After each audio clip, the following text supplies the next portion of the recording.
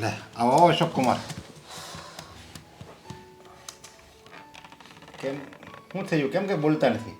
હા, હવે બોલવા જેવું કાંઈ છે જ નહીં. હું બોલવું ને કાંઈ ખબર નથી પડતી. અરે પણ થયું છે શું? તમે કંઈક માંડીને વાત કરો. તમે તારે શું થયું છે? અરે કાંઈ મૂંઝવણ હોય તો કયો. બહુ મોટી મૂંઝવણ છે અને એટલે જ તમારી પાસે આવ્યો છું. કેમ કાંઈ પૈસાની જરૂર હોય તો તમે તારે કયો. હા, તમે જરીકે જો શરમ નહીં રાખતા. પૈસાની કાંઈ જરૂર નથી. મારી વાત સાંભળો. વાત કોની છે ખબર છે તમને?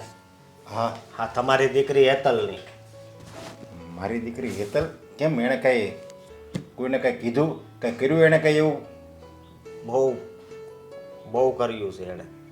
હું કહેવું કે અમારું ઘર ઘર નથી રહેવા દીધું. હા, આખો દિવસ મારા મમ્મી હારે ઝઘડા કર્યા રાખે છે અને હું કાંઈ એને કહી નથી શકતો. ઝઘડા કરે એટલે એમાં તો એવું હોય. હવે નવું નવું છે એટલે આમ એડજસ્ટમેન્ટ થતા વાર લાગે. અરે નવું નવું, આ કેટલો સમય છો લગ્નનો?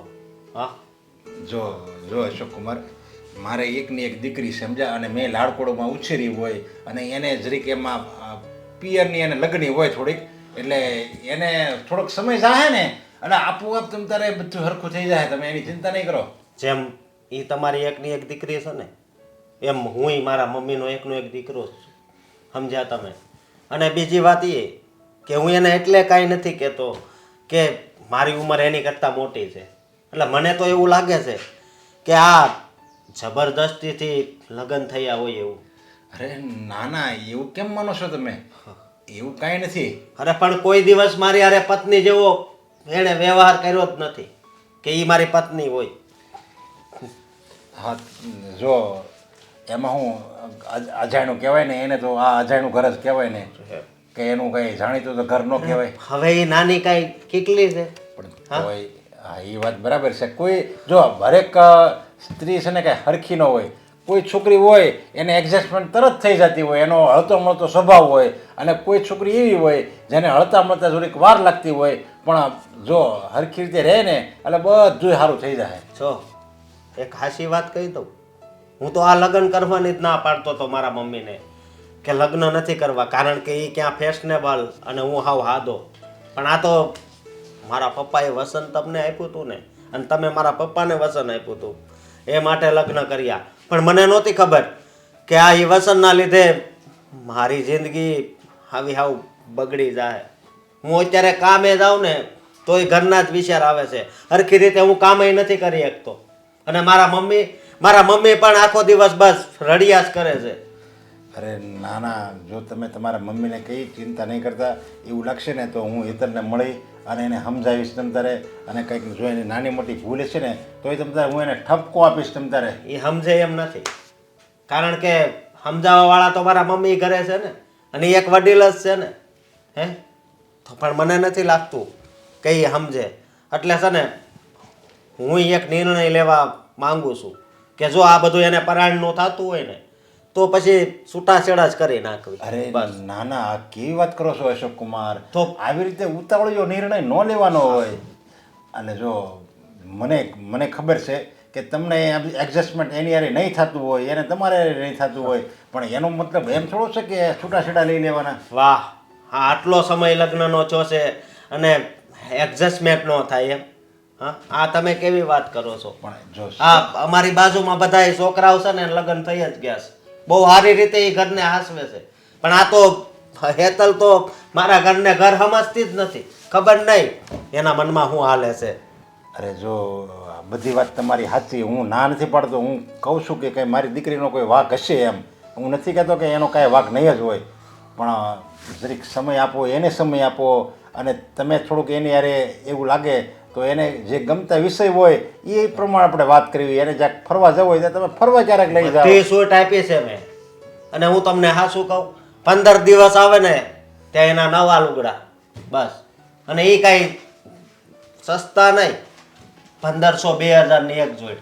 એવી મારે મહિનામાં 3 જોડ લઈ દેવાની થાય છે. જો હું એને સમજાય તમે જો આવું ઉતાવળિયો નિર્ણય નહીં લેતા, થોડોક સમય જવા દો. હું એને સમજાવી અને બધું ઘીના ઠામમાં ઘી પડી જાય. હું તમને વચન આપું છું ને બસ. તમે હવે આ વસનની વાત ના કરો, કારણ કે આ મારા પપ્પાના અને તમારા વસનને લીધે તો આ બધું થયું છે.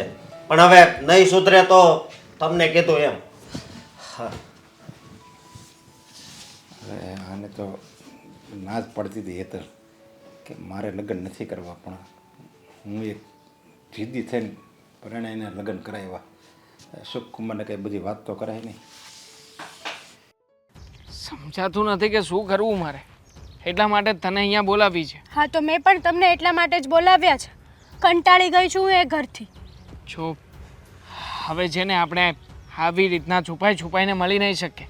કેમ? હા, સારું થયું કે આપણે આ વખતે જગ્યા બદલાવી, અને એટલા માટે જ મેં તને કહ્યું હતું કે અહીંયા મળવા આવ, પણ તું મારી વાત માને તો ને. જુઓ, મને થોડી ખબર હતી તમે જગ્યા ચેન્જ કરી, તમારે કારણ તો કહેવું જોઈએ ને. તમે હજી સુધી મને કારણ કીધું છે કે શું કરવાને આપણે મળવાની જગ્યા ચેન્જ કરી તમે? મારી પત્નીને ખબર પડી ગઈ છે કે આપણે અવારનવાર એકબીજાને મળીએ છીએ. કઈ રીતે ખબર પડી એને? હવે કોઈ સોસાયટીનું સભ્ય હશે, પાળી ગયું હશે, નામ દેતી હતી 2-3 જણાના, મને પૂછતી હતી કે કોણ છે છોકરી, શું કરો છો અને શું કામ રોજે રોજ મળો છો. હા તો સારું ને. આમ પણ આજે નહીં તો કાલે એને ખબર તો પડવાની જ હતી ને. તમને કોઈ દુઃખ થયું એમને ખબર પડી એટલે? મને જરાય દુઃખ નથી થયું. મેં તો એને કહી દીધું અને બાનું પણ બતાવી દીધું કે એક વ્યવસાયનું કામ છે, એના માટે થઈને એને મળું છું. જુઓ દેવાંગ, સાચું કહું ને તો એ ઘરમાં હું કેટલા સામે ન બોલવાનું બોલું છું, પણ છતાંય એ લોકોને તો કંઈ ફરક પડતો જ નથી. અને આમ પણ ઘણા સમયથી હું કંટાળી ગઈ છું એ ઘરથી. એ લોકો છે ને એ લોકોમાં કંઈ માણસાઈ જેવું છે જ નહીં. અને ખાસ કરીને પેલો અશોક સાવ ગાંડો છે. કઈ રીતે એને હું હેન્ડલ કરું છું ને તો મને ખબર છે. ખબર છે મને. હા, દરરોજ તું મને આવીને એકને એક જ વાત કરે છે કે આજે અશોક આમ કહેતો હતો, તેમ કહેતો હતો. અરે બધું જાણું છું, ફસાઈ ગયા છીએ આપણે બંને. મને એમ હતું કે આ ગામડિયો છે, ગામડિયા સાથે લગ્ન કરીશ ને તો તને કંઈ ટેન્શન નહીં થાય. હા, પછી પાછળથી મારે તને જે કહેવાનું છે અને જેવી રીતે આપણે પ્લાન બનાવવાનો છે બનાવી નાખીશું. પણ સાલું આમાં ને આમાં વધારે પડતા અટવાઈ રહ્યા છીએ હવે. આનો ફેસલો તો આજે અને અત્યારે જ થવો જોઈએ. મારે હવે એ ઘરમાં નથી રહેવું. રહેવું પડશે હેતર, એના સિવાય બીજો કોઈ રસ્તો નથી અત્યારે મારી પાસે. પણ આપણે મેરેજ કરી લઈએ ને, આપણે ભાગી જઈએ ને. જુઓ, તમે જ તો કહેતા હતા કે મહારાષ્ટ્રમાં તમારો કોઈ ફ્રેન્ડ છે, આપણે ત્યાં જતા રહીશું. આ લોકો શું આપણને ગોતી શકવાના હતા? દેવાંગ પ્લીઝ, જુઓ હવે હું તમારા વગર નથી રહી શકતી. અરે હું પણ નથી રહી શકું એમ, પણ શું કરું? છતાંય તે મારી પત્ની સામે બાનાઓ બતાવીને રહું છું ને આટલા વર્ષોથી. મને જરાય નથી ગમતી. તમે એકવાર ઊંચા અવાજે બોલો તો તમારી પત્ની તમારી સામે સવાલ તો નહીં કરતી હોય ને. હું તો ઊંચા અવાજે બોલું તો અશોક મારી સામે 10 સવાલ મૂકી દે છે. ખબર છે. અને સામે તારા સાસુમાં જે તારી કોઈ પણ વાતને માનતા નહીં હોય. ડેન્જર છે, વિલેન છે એક નંબરની. મને તો એ જાડી ઉપર એટલી ગુસ્સો આવે છે ને કે વાત નહીં પૂછો તમે. ખ્યાલ છે મને, બધી બાબતનો ખ્યાલ જ છે. અને આમ પણ મને લાગે છે કે જે સમયની તું અને હું રાહ જોઈ રહ્યા છીએ ને, એ સમય લગભગ ક્યારેય નહીં આવે. આવી ગયો છે દેવાંગ. લાવવો પડશે એ સમય. આ તો પછી લાવો ને. આજે જ ફેસલો કરો. હું આજે ઘરે નહીં જાઉં. આપણે લોકો ભાગી જઈએ. પ્લીઝ દેવાંગ, ના નહીં પાડતા તમે. ઠીક છે, આજે નહીં પણ અત્યારે જ ભાગીશું. હવેથી તું પણ તારી ઘરે નહીં જાય અને મારે પણ મારી ઘરે જવાની કોઈ જરૂર નથી. અને આમ પણ જો કોઈ પણ જગ્યાએથી એ લોકોને માહિતી મળવી હોય તો ભલે મળે, આપણે લોકો આપણા ફોન સ્વિચ ઓફ કરી નાખીશું. હા, અને કદાચ આપણે પકડાઈ ગયા ને તો પણ હું તમારી સાઈડ છું. તમને સપોર્ટ કરીશ, ક્યારેય ફરીશ નહીં. જેને જે કહેવું હોય ને કહી દે. હું બસ ખાલી તમારી છું અને તમારી જ રહીશ, પેલા ગામડિયનની નહીં. તો પછી મને પણ કોઈની બીક નથી. તું મારી સાથે હોય ને તો લગ્ન કરવામાં મને કોઈ વાંધો નથી. હું પણ જોઈ લઈશ કે હવે કોણ શું કરી શકે છે. આમ પણ કાયદો આપણને જ સપોર્ટ કરશે, આપણને જ સાથ આપશે, એટલે ચિંતા કરવાની કે ગભરાવાની કોઈ જરૂર નથી. હા, સાચી વાત છે તમારી. તમે બધું એડજસ્ટ કરો. તમારા ફ્રેન્ડને ફોન કરો અને એને કહી દો કે આપણે ત્યાં આવીએ છીએ. હા ચાલ, અત્યારે જ જઈએ. મારો એક ફ્રેન્ડ વકીલ છે એની પાસે. જો રીચાબેન, તમે ચિંતા નહીં કરતા. હું મારી દીકરીને સમજાવી દી. હા, સમજુ છું મારી દીકરીની ભૂલ છે, એ સરખી રીતે નહીં રહેતી હોય, કારણ કે એમાં એનોય વાંક નથી, વાંક મારો છે. મેં એટલી લાડકોડમાં એને રાખી છે ને કે મુશ્કેલી શું કહેવાય એ એને ખબર જ નથી. એટલે તમે જો બીજી કોઈ બાબતની ચિંતા નહીં કરતા, હું મારી દીકરીને સમજાવી દઈ, અને છતાંય જો ન સમજે ને તો એને ઠપકો હોતે ના આપી તમ તારે. બસ શું થશે? તમારા ઠપકા આપવાથી શું થશે? તમારી દીકરી શું સુધરી જશે? મને નથી લાગતું કે સુધરે. અરે મન ફાવે એવું બોલે છે અને મન ફાવે એવું કરે છે. આ જોઈ લો કેટલા વાગ્યા, આ રાતના 10 વાગી ગયા, સવારની ગઈ છે, હજુ સુધી એના ઠેકાણા નથી. એટલે જ મારે તમને અહીંયા બોલાવવા પડ્યા. અને ન કરે નારાયણને કાલે ઉઠીને કંઈ થઈ જાય તો અમારી ઉપર જ બધો આરોપ આવે ને. અરે ના ના, એવું કાંઈ નહીં થાય, તમે ધરપત રાખો. અને અત્યારે તો રાતે 10 વાગ્યા છે, એ કોઈક ફ્રેન્ડના ઘરે બેઠી હશે, સમજ્યા? અને અમે એને ફ્રેન્ડ વધારે છે તો ત્યાં કંઈક બેઠી હશે. બસ હવે આવતી જ હશે, આવી જાય. પણ ફ્રેન્ડ હોય ને, બધાયને ફ્રેન્ડ હોય, પણ એ છે ને લગ્ન પહેલા બધાય રખાય, સમજ્યા તમે? આ લગ્ન પછી 10 વાગ્યા સુધી ત્યાં રહે એ થોડું સારું કહેવાય. અહીં બધાય વાતું કરે પછી આજુબાજુવાળા. અને આ આજની જ વાત નથી, કેટલી વાર એટલી મોડી આવે. હા, રોજનું થઈ ગયું છે. રોજ સવારે નીકળી જવું અને રાત્રે મોડે સુધી આવવું, ઓર્ડરો કરવા ઘરમાં, મન ફાવે એવું બોલવું. અરે આવું વર્તન સાવ ન હોય ને નરેશભાઈ. અને અમે કંઈક ખોટું ખરાબ વર્તન કરતા હોય તો અમે માનીએ, અમે એને દીકરીની જેમ સાચવવાની કોશિશ કરીએ, અને એ તો એવી રીતે બતાવે છે કે જાણે બળજબરીથી અહીંયા રહી છે. પરાણે મારા દીકરા સાથે લગ્ન કર્યા હોય ને એવી વાત થાય છે. તમને એમ લાગતું હશે કે તમને બોલાવીને અમે ફરિયાદ કરી રહ્યા છે ને, પણ ખરેખર હવે છે ને પાણી માથા ઉપર આવી ગયું છે, એટલે તમને બોલાવવા પડ્યા છે. બાકી તમને અમે આવી રીતે ન બોલાવત. અને હા, એક બીજી વાત કે લગ્ન પછી છે ને કોઈ દી એણે રસોઈ નથી બનાવી. એ તો ત્યાં ઓફિસે આવ્યો તો એ તમને મેં વાત કરી જ ને.